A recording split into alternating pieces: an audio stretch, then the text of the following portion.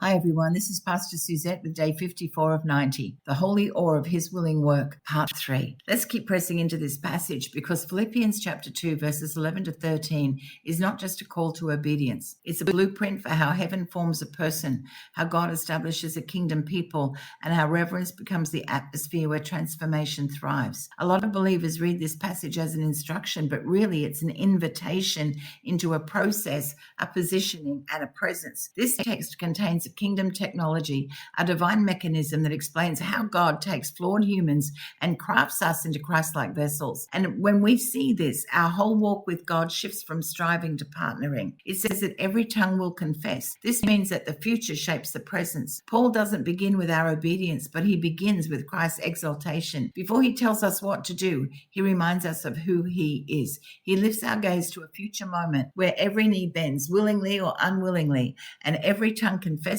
that Jesus Christ is Lord. But he starts here because revelation of the Lordship of Jesus Christ will fuel reverence in our lifestyle. We don't obey because we fear consequences. We obey because we see his majesty.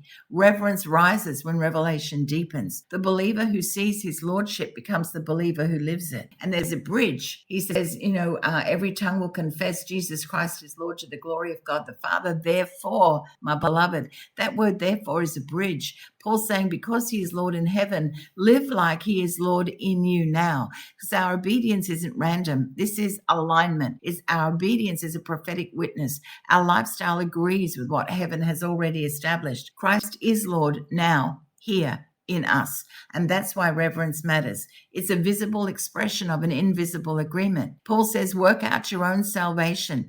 Bring out what God has placed within. He's not telling us to manufacture righteousness. He's telling us to manifest the righteousness that God has deposited. And work it out means unfold it, draw it out, let it emerge, let it be seen, bring it into expression. See, we reveal holiness. We don't create it. We display salvation. We don't produce it. We cooperate with transformation. Think of a sculptor chiseling away marble to reveal the form already hidden within. God is not adding something foreign to us.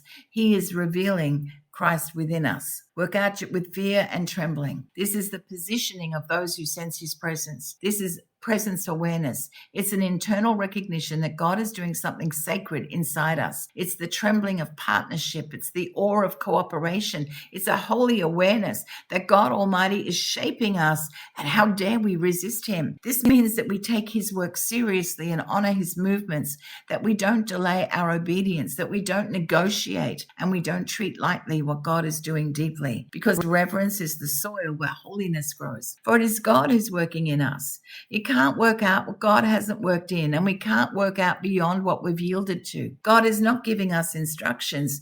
God supplies the power.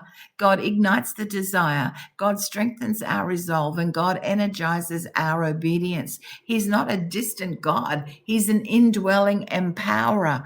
Our spiritual growth is not a human effort. It's a divine activity manifesting through our human agreement. And he reconstructs our desires to causing us our will to change. He doesn't just empower our choices. He reshapes our cravings. He touches the root before he touches the fruit. Have you ever wondered why you suddenly want purity, why you now long for prayer, why you feel drawn to righteousness, why sin tastes sour now when it used to taste so sweet? That isn't age or maturity or willpower. That's God working in your will. He's reforming your inner compass, recalibrating your appetites, detoxifying your desires. He's teaching our heart what to hunger for. This is reverence. It awakens when we realize God is working on our want to and to do. He follows through. God just doesn't give us the desire. He gives us the ability.